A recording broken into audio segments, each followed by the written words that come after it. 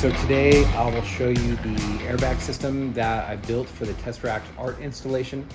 Because the project is glass on glass, I wanted to be extra careful during transit. So air ride suspension sounded cushy.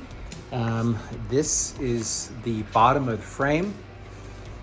The air is going to go through any of these inlets here and this valve. It's going to pass through this check valve into the tank. The tank holds about 160 PSI. This lever here allows the air to travel through this manifold and evenly through the 4 airbags. And then I have some gauges here. One lets me know how much air is in the system and the other one in the bags, which I could monitor remotely during transit. That way I could keep an eye on the air pressure in the bags, make sure everything's good, and has a nice cushy ride for the transit to Burning Man.